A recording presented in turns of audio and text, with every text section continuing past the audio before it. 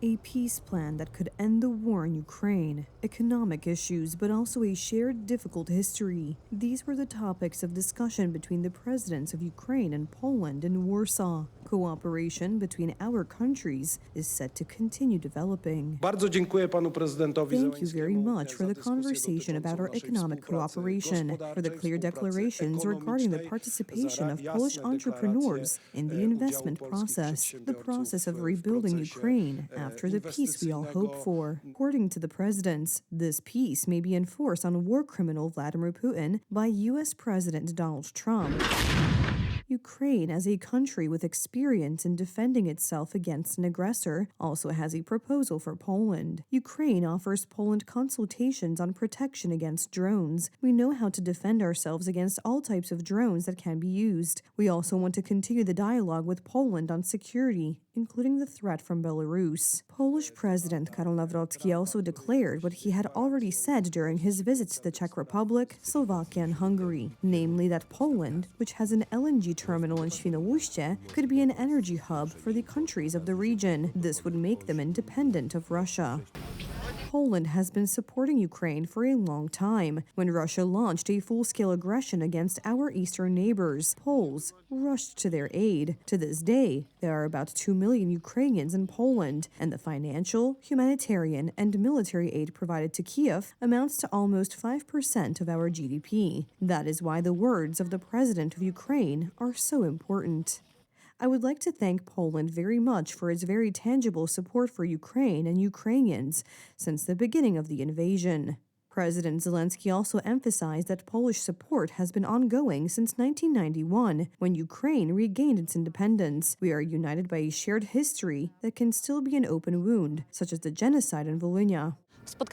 Representatives of the Institute of National Remembrance from both Poland and Ukraine also took part in the meeting at the presidential palace, because during this meeting, the difficult but very important issue of the exhumation and dignified burial of the victims of Ukrainian nationalists was raised. I asked when we can expect real solutions in this matter. Real action is to be taken soon. The Polish side wants to speed up the work. The Ukrainian side is ready to meet this demand. These are not declarations. These are concrete actions that are ongoing. This is not just about symbols and gestures, but about real actions. We referred to 26 motions submitted by the Institute of National Remembrance. The president of the Institute of National Remembrance, Professor Polejowski, gave a speech to which the representative of the Ukrainian Institute of National Remembrance referred. And we agree with President Zelensky that all these formal issues, which have so far been an obstacle on the Ukrainian side, will be resolved. The issue of the genocide committed against Poles by the Ukrainian insurgent army is not only a topic that casts a shadow over our relations, but is also exploited by Kremlin propaganda. However, this declaration by the president of Ukraine is not the only effect of this visit. This visit by President Zelensky was extremely necessary. I think it was essential for President Zelensky because of the damage to his image as a result of the corruption scandal in his circle. On the other hand, it was important for Polish President Nawrocki because the scenario that the president had spoken about came true, that we were waiting in Warsaw for a guest from Ukraine. And indeed, a guest from Ukraine arrived. Ukrainian President Volodymyr Zelensky also met today with the Marshal of the Sejm, Włodzimierz Czarzasty, and Marshal of the Senate, Małgorzata Kidawa-Błońska. We stuck to the line of Polish foreign policy that we had agreed with the Polish government, but I think that what happened with President Nawrocki also stuck to that line. At the end of his visit, the Ukrainian president also met with Polish Prime Minister Donald Tusk at the Chancellery of the Prime Minister.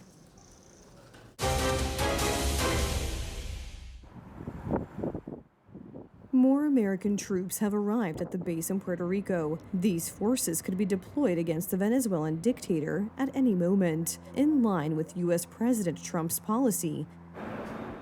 The U.S. is to be strong and ready to strike if necessary. This will be the 65th year in a row, the 65th consecutive year that Congress has come together across the aisle and across two chambers to send the president a bill designed to sustain and strengthen the national defense. The Pentagon's budget calls for spending of $901 billion, significantly more than the defense spending of the next 5 countries combined, including China and Russia, America's biggest adversaries. U.S. President Donald Trump made no secret of his satisfaction with this decision. The National Defense Authorization Act will allow for the implementation of a policy of peace through strength, protection against internal and external threats, and the strengthening of the industrial defense base, while ending funding for wasteful and radical programs that undermine the war-fighting ethos of our nation's men and women in uniform.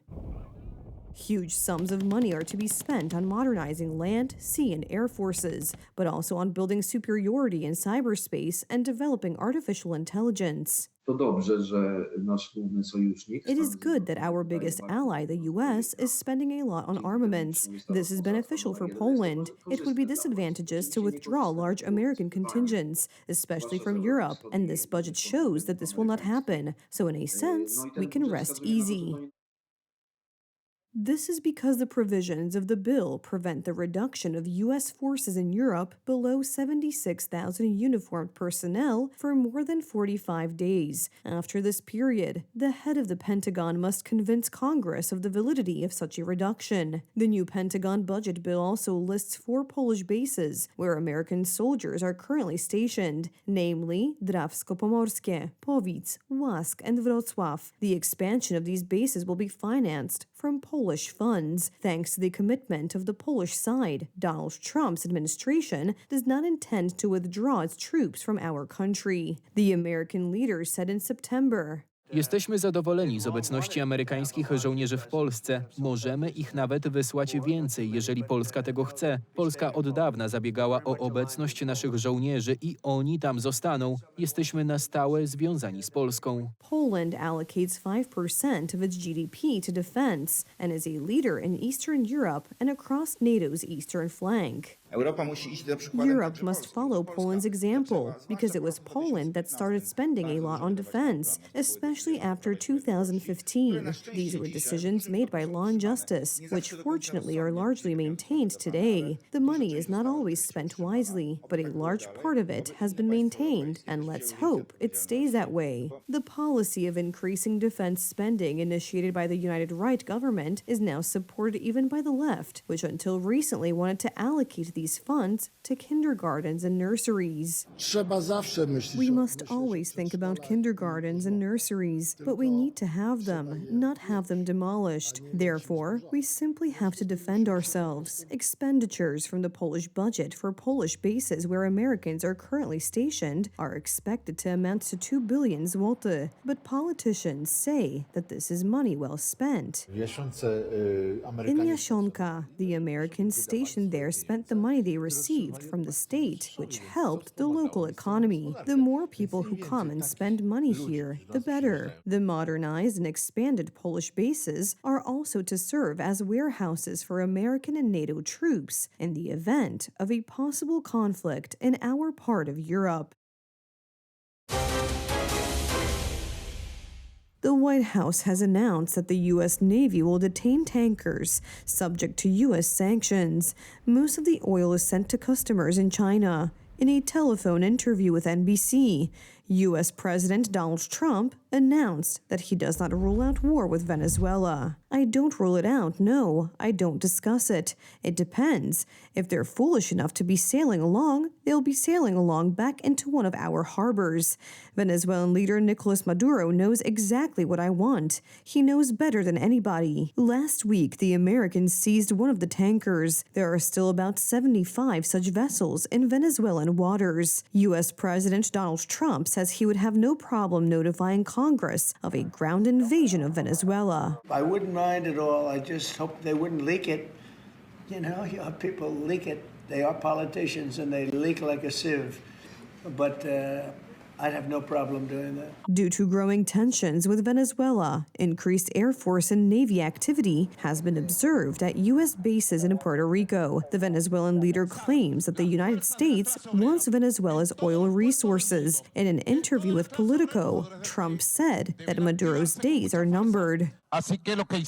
What they did to a private ship carrying Venezuelan oil already paid for and destined for international markets, is a serious crime under international law and binding treaties. The Venezuelan National Assembly has condemned the blockade of tankers entering and leaving Venezuelan ports. It is absurd and outrageous that we have to repeat this more often than ever today. The land of Venezuela belongs to Venezuelan men and women. Venezuelan oil belongs to Venezuelan men and women. Venezuelan gold belongs to Venezuelan men and women. Venezuelans are concerned about the blockade, but generally want political change, although most are afraid to speak openly about it for fear of retaliation by the regime. The situation in which we Venezuelans live here is not easy or straightforward. We hope that in one way or another, there will be some change. Not traumatic changes for the worse, but changes that will benefit Venezuelans. Brazil, Venezuela's neighbor, has declared its readiness to negotiate to defuse the conflict. I told President Maduro that if he wants Brazil to help in any way, he must tell us what he expects from us. I told Trump that we are ready to negotiate to avoid armed conflict in our beloved South America. On the orders of the government, the Venezuelan Navy has begun escorting commercial tankers to Asia, openly opposing the U.S. military blockade targeting the country's oil industry. Venezuela's state oil company has announced that in light of the tense situation in Venezuela, an emergency meeting of the United Nations Security Council will be held next Tuesday.